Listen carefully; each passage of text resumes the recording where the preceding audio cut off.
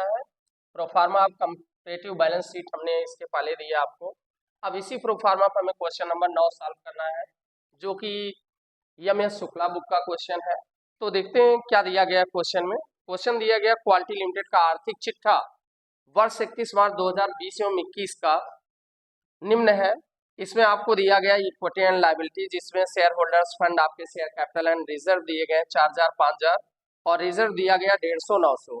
उसके बाद none current liability में दिया गया 10% डिवेंचर 600 800, ट्रेड पेबल दिया गया 250 300।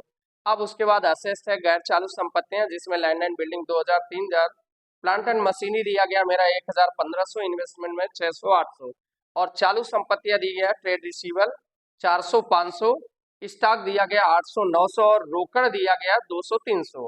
हमें क्या बनाना है, एक कंपैरेटिव स्टेटमेंट के जरिए बैलेंस शीट निकालना है। तो सबसे पहले हम इसके प्रोफार्मा पे आते हैं। प्रोफार्मा के अनुसार दिया क्या गया था।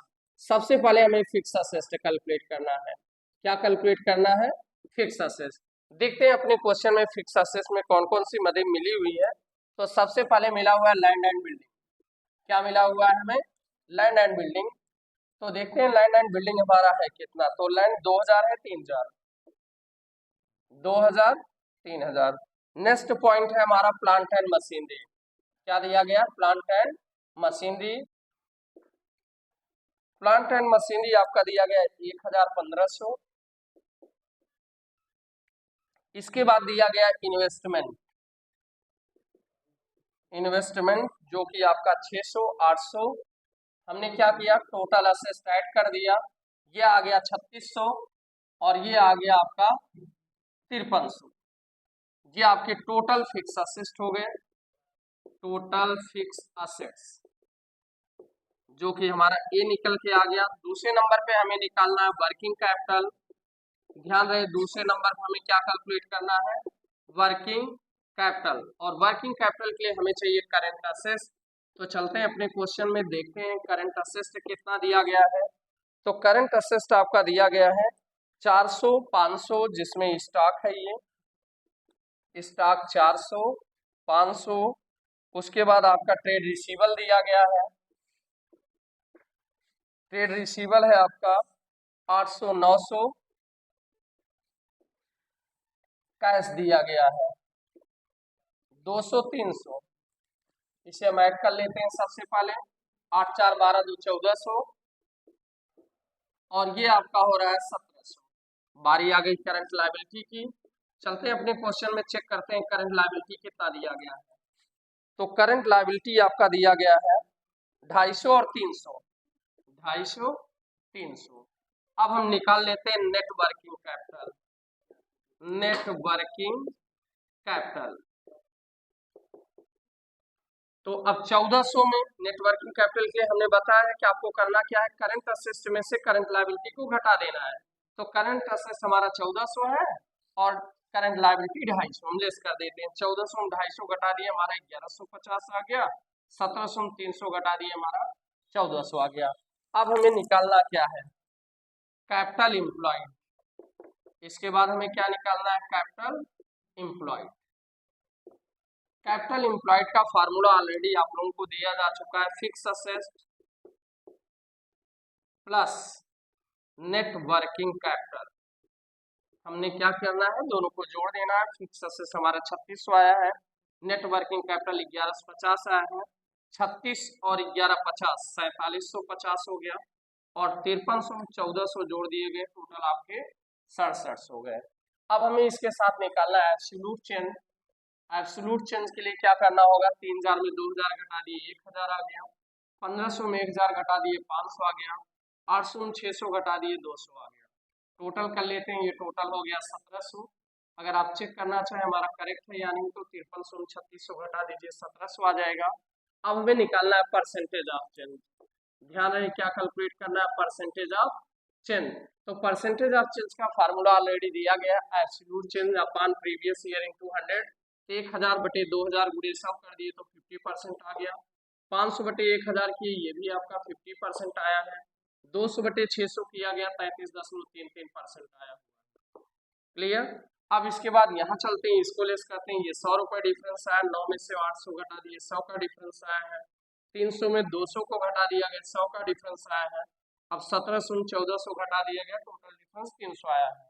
हम इसका परसेंटेज कैलकुलेट करते हैं। सबसे पहले 300 बटे 1400 गुणे 100, 300 बटे 1400 गुणे 100, दोनों जीरो उड़ा दिया गया। आपका 14, 3, 14 दून 28, 20 हो गया, 14 के 14 हो गया 6, 14 पचे 70, 14 चौक 56, यानी 21.4% आपका चेंजिंग आया। इसके बाद बारी आती है हमारी करंट लायबिलिटी की। 300 में 250 घटा दिए, हमारा एब्सोल्यूट चेंज कितना आ गया 50। परसेंटेज कैलकुलेट करते हैं, 50 बटे 250 गुणे 100, ये आपका आ गया 20%। आगे बढ़ते हैं, 1400 में 1150 घटाते हैं, आ गया 350। इसका परसेंटेज कैलकुलेट कर लेते हैं हम। 350 बटे 1150 गुणे 100, एक जीरो इससे उड़ा दिया गया। 350 में 10 का गुणा कर दिया हम, 3500 आ गया। अब 3500 में 115 का डिवाइडेशन कर देते हैं।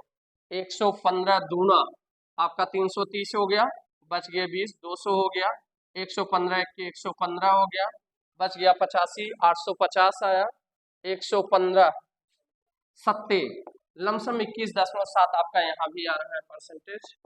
उसके बाद आगे बढ़ते हैं हम कैपिटल एम्प्लॉयड की तरफ, जिसका फार्मूला है fix assets plus net working capital. हम 6700 में 4750 को घटा देते हैं, हमारा डिफरेंस कितना आ गया 1950। इसके बाद इसका अगला पार्ट अगले या नेक्स्ट वीडियो में आपको मिलेगा, ठीक है। तब तक के लिए हम अपने क्वेश्चन को यहाँ पे समाप्त करते हैं। क्या निकाला, कैपिटल एम्प्लॉयड कैलकुलेट किया। तो जब हमारा कैपिटल एम्प्लॉयड आ गया, कैपिटल एम्प्लॉयड आपका आया हुआ था 4750 रुपए और 6700 रुपए। तो हमें क्या करना है, कैपिटल एम्प्लॉयड के बाद रखना है long term loan. Long term loan में क्या चाहिए, हमने ऑलरेडी आपको बताया है, डिवेंचर चाहिए, बैंक लोन चाहिए, बैंक ओवरड्राफ्ट चाहिए। जो भी हमारे क्वेश्चन में ऋण पत्र, ऋण से रिलेटेड पॉइंट दिया गया, उसे हम क्या करेंगे, सबसे पहले लिखेंगे। 10% डिवेंचर क्वेश्चन में दिया गया जो कि 600 800 है। हमने इसका एब्सोल्यूट चेंज निकाला, 800 में 600 घटा दिया, आ गया 200। परसेंटेज कैलकुलेट किया, 200 बटे 600 गुणे 100, आपका आ गया 33.33। अब हम निकालते हैं share holder fund. Share holder fund निकालने के लिए हमें क्या करना है, कैपिटल एम्प्लॉयड में लॉन्ग टर्म लोन को लेस कर देना है। किसको लेस करना है, लॉन्ग टर्म लोन को। तो कैपिटल एम्प्लॉयड आपका आया था 4750, जिसमें से हम 600 घटा दिए, हमारा आ गया 4150। दूसरे में हमारा कितना था, 6700 था, 6700 में 800 घटा दिए, हमारा 5900 आ गया। अब क्या करते हैं, 5900 में 4150 को घटा देते हैं, आ गया 1750। हम इसका परसेंटेज निकालते हैं। 1750 बटे 4150 गुणे 100, आपका आ गया 42.16%। अब बारी है इसे वेरिफिकेशन करने का, हमारा क्वेश्चन करेक्ट है या नहीं करेक्ट है। तो वेरिफिकेशन करने के लिए हमें क्या करना है, रिप्रेजेंटेड बाई, यानी दोबारा हमें इसे चेक करना है क्या क्या रखे, शेयर कैपिटल और रिजर्व को जोड़कर। अब चलते हैं क्वेश्चन में, देखते हैं कि प्रश्न में शेयर कैपिटल कितना दिया गया। तो दिया गया प्रीवियस ईयर में 4000 और करंट ईयर में 5000, और रिजर्व कितना दिया गया है, प्रीवियस ईयर में 150 और करंट ईयर में 900। अब हमें क्या करना है, इन दोनों मदों को जोड़ देना है। ये 4150 हो गया, ये 5900। अब हम चेक करते हैं जो हमारा शेयर होल्डर फंड आया हुआ था 4150 और 5900, क्या यह दोनों सेम है। अगर यह दोनों सेम है तो क्लियर है कि हमारा क्वेश्चन जो है वो बिल्कुल करेक्ट है। आप क्वेश्चन ध्यान से देख लीजिए। अगर आपको वीडियो अच्छी लगे तो प्लीज हमारे वीडियो को लाइक और सब्सक्राइब कर दीजिए।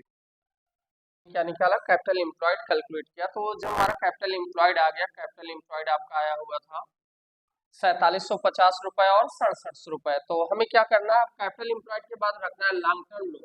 लॉन्ग टर्म लोन में क्या चाहिए, हमने ऑलरेडी आपको बताया है, डिवेंचर चाहिए, बैंक लोन चाहिए, बैंक ओवरड्राफ्ट चाहिए। जो भी हमारे क्वेश्चन में ऋण पत्र, ऋण से रिलेटेड पॉइंट दिया गया, उसे हम क्या करेंगे, सबसे पहले लिखेंगे। 10% डिवेंचर क्वेश्चन में दिया गया जो कि 600 800 है। हमने इसका एब्सोल्यूट चेंज निकाला, 800 में 600 घटा दिया, आ गया 200। परसेंटेज कैलकुलेट किया, 200 बटे 600 गुणे 100, आपका आ गया 33.33। अब हम निकालते हैं share holder fund. Share holder fund निकालने के लिए हमें क्या करना है, कैपिटल एम्प्लॉयड में लॉन्ग टर्म लोन को लेस कर देना है। किसको लेस करना है, लॉन्ग टर्म लोन को। तो कैपिटल एम्प्लॉयड आपका आया था 4750, जिसमें से हम 600 घटा दिए, हमारा आ गया 4150। दूसरे में हमारा कितना था, 6700 था, 6700 में 800 घटा दिए, हमारा 5900 आ गया। अब क्या करते हैं, 5900 में 4150 को घटा देते हैं, आ गया 1750। हम इसका परसेंटेज निकालते हैं। 1750 बटे 4150 गुणे 100, आपका आ गया 42.16%। अब बारी है इसे वेरिफिकेशन करने का, हमारा क्वेश्चन करेक्ट है या नहीं करेक्ट है। तो वेरिफिकेशन करने के लिए हमें क्या करना है, रिप्रेजेंटेड बाई, यानी दोबारा हमें इसे चेक करना है क्या क्या रख के, शेयर कैपिटल और रिजर्व को जोड़कर।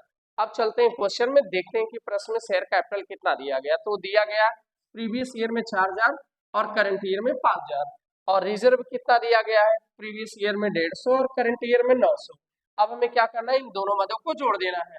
ये 4150 हो गया, ये 5900। अब हम चेक करते हैं जो हमारा शेयर होल्डर फंड आया हुआ था 4150 और 5900, क्या यह दोनों सेम है। अगर यह दोनों सेम है तो क्लियर है, हमारा क्वेश्चन जो है वो बिल्कुल करेक्ट है। आप क्वेश्चन ध्यान से देख लीजिए। अगर आपको वीडियो अच्छी लगे तो प्लीज हमारे वीडियो को लाइक और सब्सक्राइब कर दीजिए।